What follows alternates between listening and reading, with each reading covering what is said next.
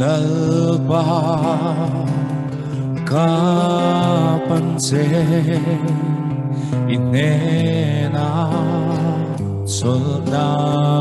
kamu katao chi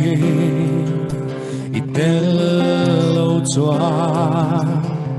ka thiên lu xoay tu ini o kang ai che o kang ai che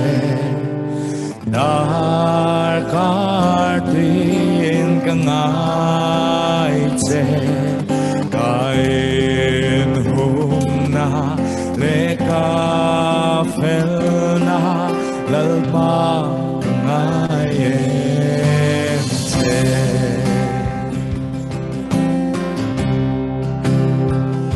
kaswanate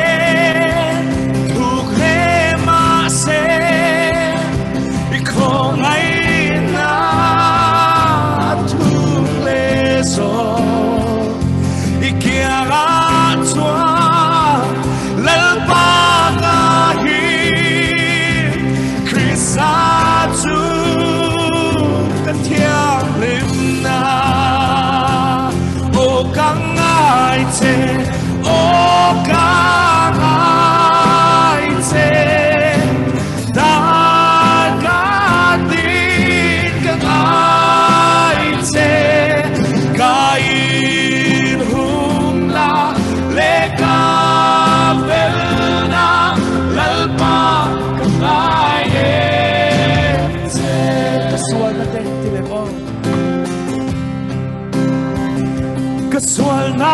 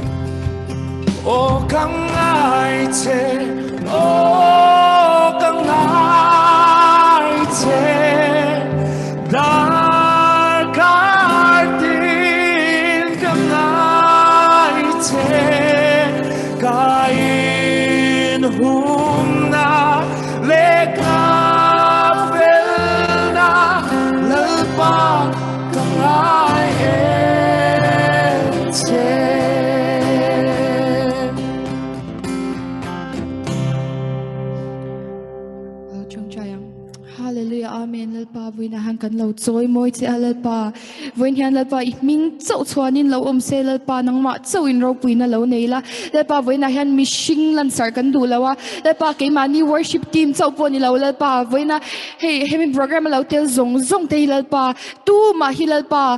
enge nang ma aya langsar du kanom lawa nang ma ay langsar turbo kanom chuang lo lal pa ro puina hi itani ti tu na han ka lo puang le a lal pa voina wang hian lom thu ka lo shil se a lal pa kan program kal zel tur te ku ta kan ron hlana lal pa tharin mal min lo som sak le la voina lo lo ngai thatu lo aten zong zong te lal pa I mingin mal ka lo soma lal pa anom mun chewa tharau thiang lim nangin lo pola eng lal pa ni china chongi ron se ang khan lal pa eng ang pon lo ngai tha se lal pa enge thil ei pa pon lo ngai tharo se lal pa an thin lung chu lal pa nang ma ta ni a lal pa nangin a tharin lo polang che kan hun kal turi ku ta kan ron hlana I swamin lom thu sei chuin ka lo di le amen.